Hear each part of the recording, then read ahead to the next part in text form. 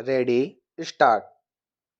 अध्यक्ष महोदय, नई तालीम में मेरी रुचि उसी दिन से रही है जिस दिन प्रातः स्मरणीय पूज्य महात्मा गांधी जी ने इस विषय पर विचार करने के लिए पहल एक सम्मेलन वर्धा में किया था, जिसमें देश के कुछ शिक्षा शास्त्री और राष्ट्रीय शिक्षा से संबंध रखने वाले कार्यकर्ता आमंत्रित थे।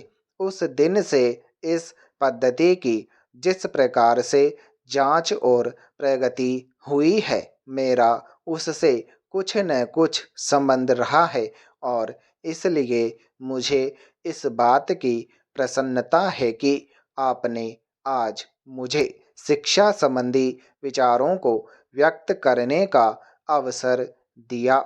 यद्यपि मैं जानता हूँ कि ऐसा करने में बहुत अंश में पुनरावृत्ति करूँगा और हो सकता है मेरे मत से दूसरों का, विशेषकर शिक्षा शास्त्रियों का मत न मिले।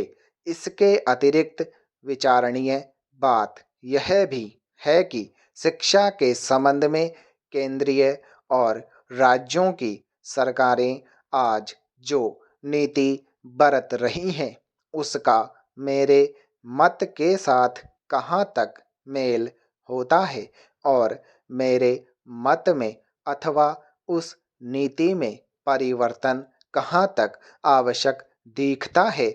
इसलिए मैं आशा करता हूँ कि मैं आज जो कुछ कहूँगा वह व्यक्तिगत विचार के रूप में ही समझा और देखा जाएगा और उस पर आप निर्भीकता पूर्वक और निर्लिप्त रूप से भली भांति विचार करेंगे। यह एक मानी हुई बात है कि जो पद्धति आज तक प्राथमिक वर्ग से लेकर विश्वविद्यालयों की उच्चतम कक्षा तक प्रचलित है, वह वही पद्धति है जिसको ब्रिटिश सरकार ने इस देश में चलाया था और स्वराज्य प्राप्ति के बाद भी अभी तक उसमें कहीं कोई मौलिक परिवर्तन नहीं हुआ है। उसके लिए हम किसी को दोषी भी नहीं ठहरा सकते, क्योंकि जिस प्रकार शांतिपूर्वक हमें स्वराज्य प्राप्त हुआ, उसमें यह अनिवार्य था कि स्वराज्य के साथ साथ वह शासन पद्धति, शिक्षा पद्धति तथा सारा उपक्रम जो अंग्रेजी राज्य में प्रचलित था, उस परिस्थिति के प्रकाश में विचार करें और जो कुछ परिवर्तन आवश्यक जचें उसे अमल में लाएं। इसमें संदेह नहीं कि अंग्रेजों ने जो शिक्षा पद्धति आरंभ की, वह विशेषकर अपने राज को आसानी से और सुविधा के साथ चलाने के लिए जारी की थी। उसके साथ साथ उनके दिल और दिमाग में भी यह विचारधारा काम कर रही थी कि यहाँ की संस्कृति और साहित्य में कोई ऐसी चीज नहीं है जिसको वे अपनी संस्कृति, साहित्य इत्यादि की अपेक्षा अधिक अच्छा समझे अथवा जिनको वे बनाए रखना उचित समझें। धीरे धीरे उनकी विचारधारा में थोड़ा बहुत परिवर्तन भी हुआ, पर मूल रूप से नहीं। और इसी बीच यूरोप में विज्ञान की जो प्रगति हुई, वह इस देश में उनकी भाषा के द्वारा ही प्रसारित हो सकती थी। इन सब का परिणाम यह हुआ कि शासन की सुविधा और अपनी भाषा तथा संस्कृति के प्रति श्रद्धा के कारण उन्होंने इस पद्धति को जारी रखा और इसको अधिकाधिक प्रोत्साहन दिया गया। इसमें कोई संदेह नहीं कि हमारी कई पीढ़ियों ने जो शिक्षा पाई, इसी पद्धति से पाई।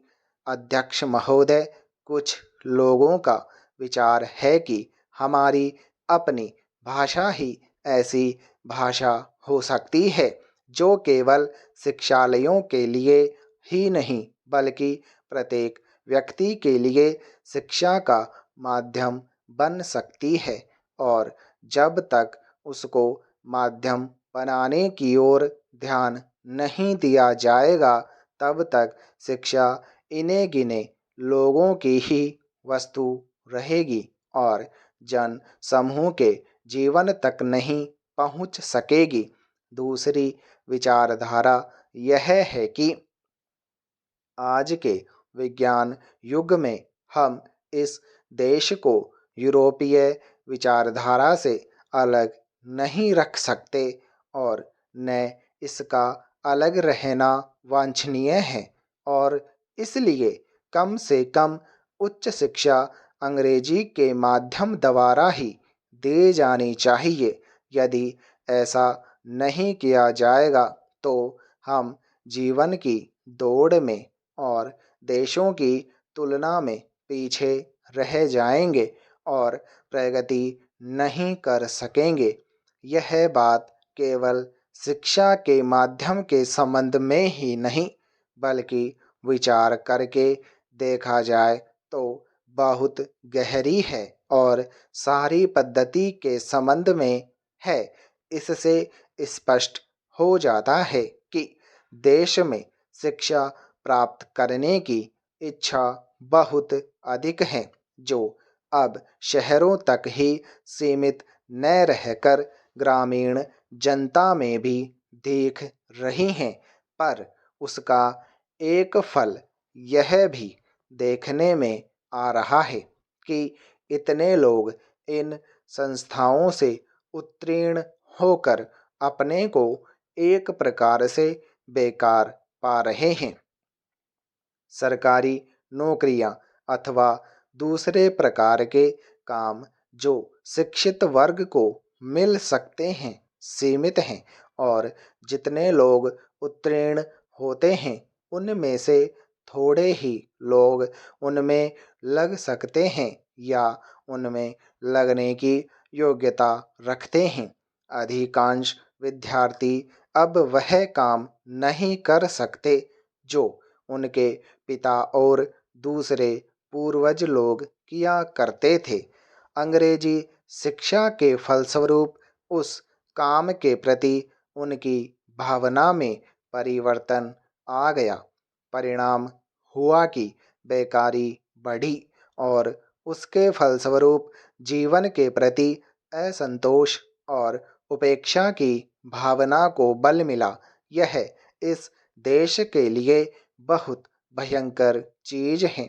इसलिए हम इस विषय पर मौलिक रूप से विचार करें कि जो पद्धति आज चल रही है और जिस पर हम इतना व्यय करके युवक और युवतियों को बहुत बड़ी संख्या में शिक्षित कर रहे हैं, वह आज की परिस्थितियों के कहाँ तक अनुकूल और लाभदायक हैं।